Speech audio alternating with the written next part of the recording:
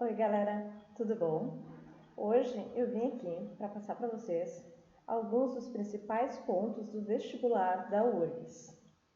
E quando a gente fala em vestibular da URGS, nós temos que ter em mente que os principais conteúdos que normalmente são cobrados, são os conectores, modalizadores e pontuação.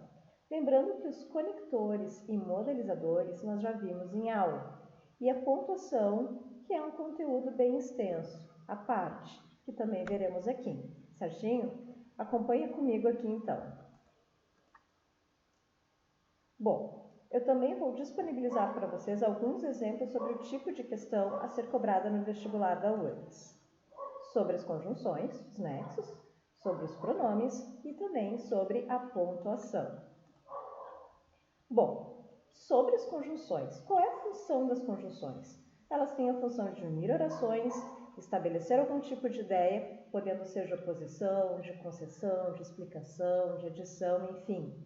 E as conjunções, elas são normalmente chamadas de nexos, ou ainda podem vir com a nomenclatura de conectores, relacionadores, articuladores ou conectivos.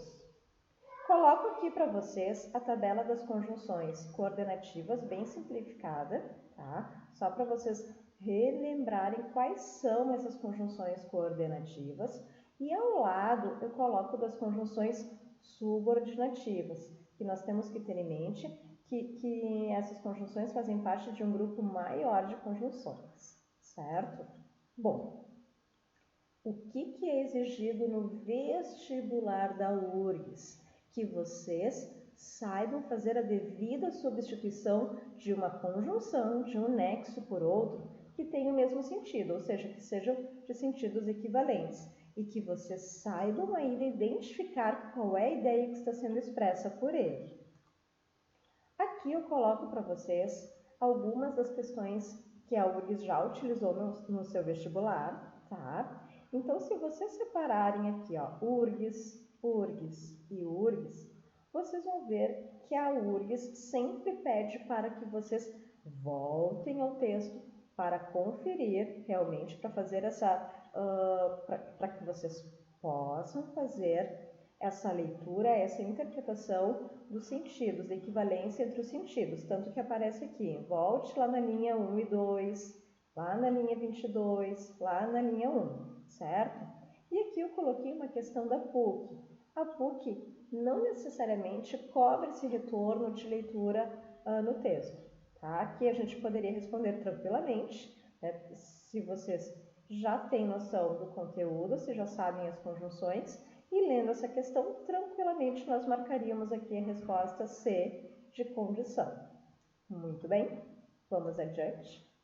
Aqui também, mais um exemplo de questão da URGS, tá? Então, aqui para voltar lá no texto, na linha 31, linha 37, linha 48, e fazer a devida substituição, a substituição adequada dos nexos, ó, a nomenclatura aparecendo aqui.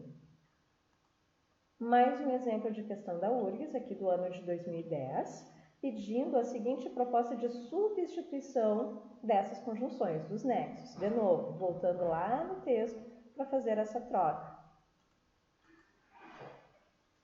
Muito bem. Indo para os pronomes e pronomes relativos, nós temos que ter em mente que a função dos pronomes é acompanhar ou substituir um substantivo. E os pronomes relativos sempre vão se referir a um antecedente, ou seja, que está na oração anterior. Coloco aqui para vocês uma tabela bem resumidinha sobre os pronomes, tá? Eu não entro aqui na função de cada um deles, só um rápido lembrete de quais são. Pronomes relativos aqui eu fiz várias setinhas para vocês acompanharem no slide seguinte. O que é exigido no vestibular? Que vocês saibam fazer as devidas trocas de um substantivo por um pronome equivalente. Quase a mesma coisa lá dos nexos, das conjunções. Além disso, vocês devem saber empregar corretamente os pronomes relativos, que é o que nós vamos ver agora. Bom, essa tabelinha aqui, pessoal, é a tabela dos pronomes relativos. Nós temos o que, o quem, o qual, cujo, onde, como, quando e quanto. E eu coloquei essas setinhas aqui do lado para vocês, porque de todos eles, estes aqui são os mais importantes, ou seja, são aqueles que caem com mais frequência no vestibular, tá? O que é o mais usado? Ele sempre vai se referir a uma pessoa ou uma coisa. Muito bem? Aqui eu deixo alguns exemplos para vocês. O quem só é utilizado para pessoas. O qual ele pode substituir o pronome relativo que e ele tem a função de evitar ambiguidade, ou seja, o duplo sentido.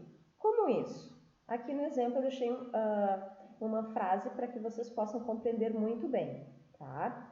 Visitei o sítio de minha prima, o qual me deixou encantado.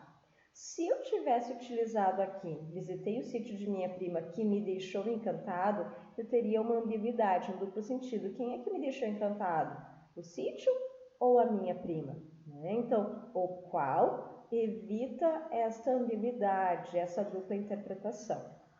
Cujo tem valor de possessão, tá? Sempre seguido de substantivo. O onde sempre equivale a lugar e onde é algo fixo, parado e estático.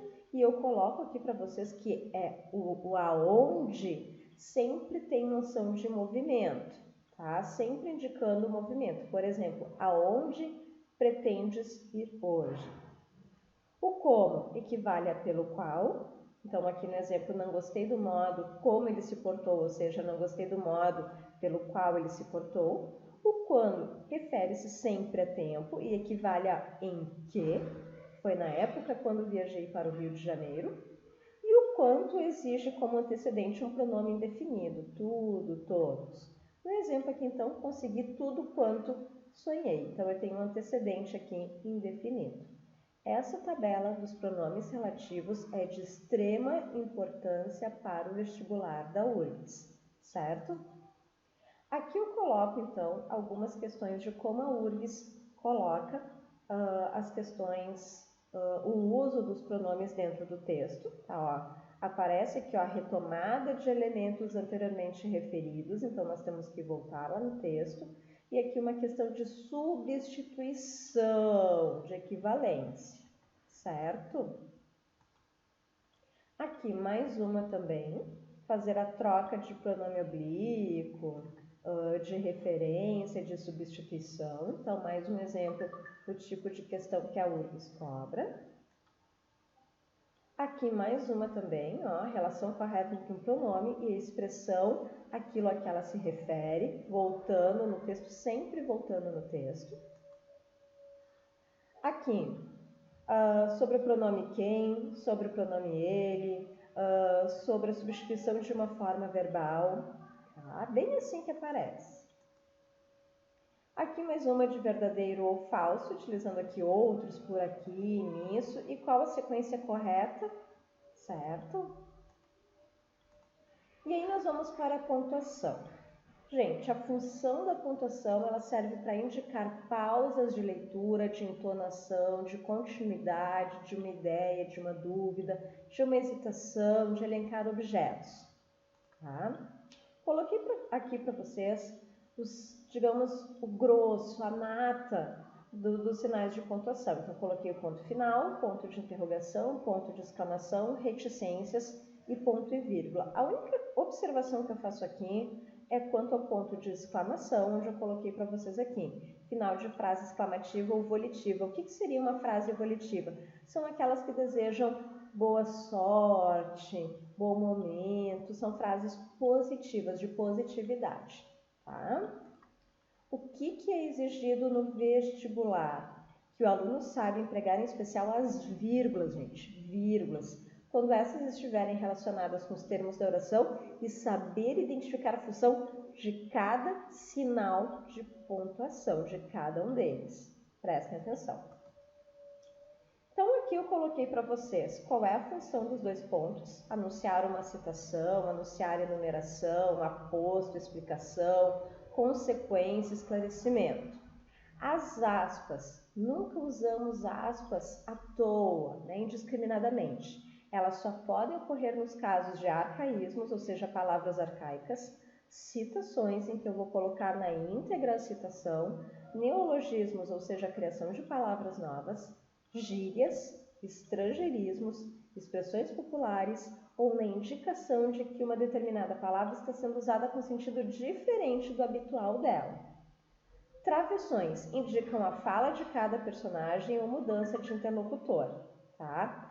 Podem ainda substituir as vírgulas e os dois pontos e parênteses quando se trata de isolar elementos intercalados ou explicações, ou seja, eu posso utilizar travessões quando for um aposto, tranquilamente. Exemplo que eu coloco aqui para vocês.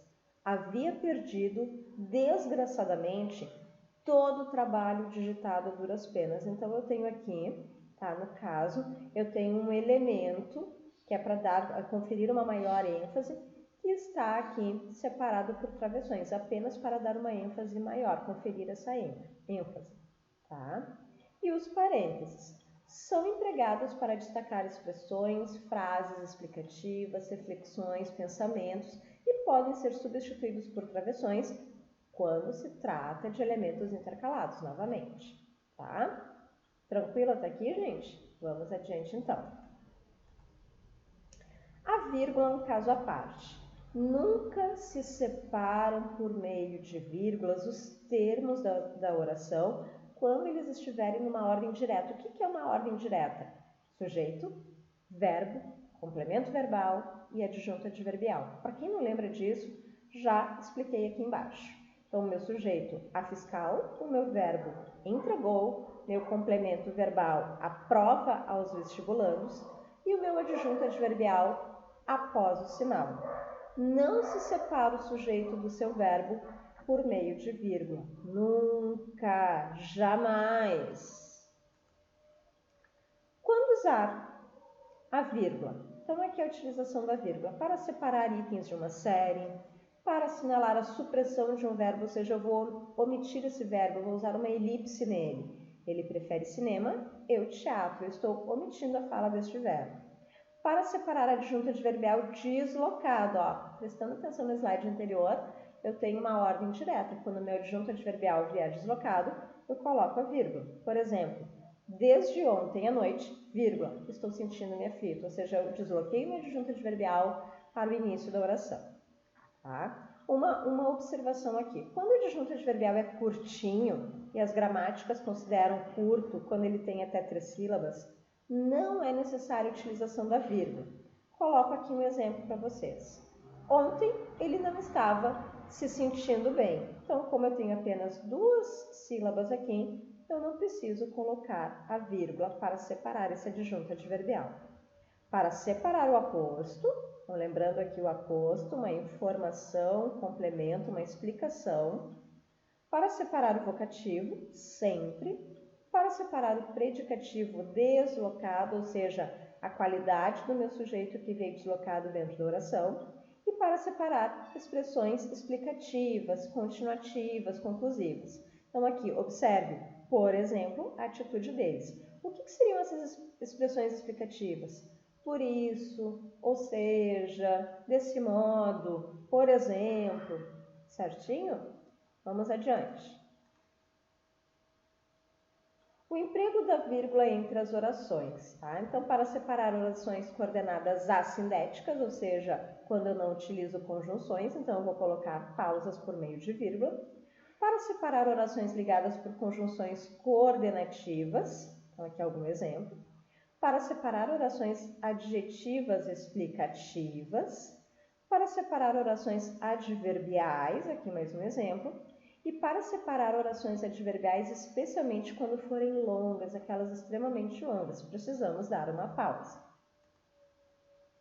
Então, a URGS vai cobrar as seguintes substituições, tá, gente? O que ela vai cobrar? São 4 itens, mas eu destaco os 2 mais importantes. Ela vai cobrar exatamente que é possível substituir vírgulas que isolem apostos, adjuntos adverbiais ou orações adverbiais deslocados por travessões ou parênteses. Então, aqui, o amor, quando é verdadeiro, supera distâncias. Eu poderia muito bem colocar entre vírgulas e eu poderia colocar ainda entre parênteses, tá? Também é possível substituir a vírgula que isola o aposto por 2 pontos. Então, aqui, só devemos temer uma coisa, 2 pontos as palavras. Eu poderia ter colocado uma vírgula ali também. Então, aqui o item 3, a vírgula após as conjunções adversativas ou conclusivas, e o item 4, que não se usa vírgulas após conjunções mas e porém. Tá? Então, isso aqui é exatamente o que a URGS cobra, importante. Coloco aqui para vocês alguns exercícios, algumas questões que já caíram no vestibular da URGS, tá? Então, associar a cada ocorrência de sinal de pontuação o sentido que ela expressa dentro do texto. Então, voltar no texto. Aqui de novo, tá? Muitos usos da vírgula são obrigatórios, outros são facultativos. Então, a URGS pede uma questão do procedimento facultativo e do procedimento incorreto, assim que aparece. Aqui, também, a substituição. A gente pode substituir pontos finais, acrescentar vírgulas, acrescentar 2 pontos, substituir ponto final, tipo de questão. Tá? Isso normalmente cai certeiro. Aqui mais algumas, ó, eliminar vírgula, substituir o travessão por vírgula, substituir por 2 pontos o ponto e vírgula que aparece na linha tal. Então, pessoal, eu deixo aqui para vocês esse material, tá? Muito importante, principalmente para quem é do 3º ano, tá? Para estudar, não só para o vestibular da URGS, mas para se preparar. Esses slides aqui são bastante substanciais para que você se aproprie do conteúdo. Espero ter ajudado. Acessem o meu canal da Prof. Nini, certinho? Beijo e até a próxima!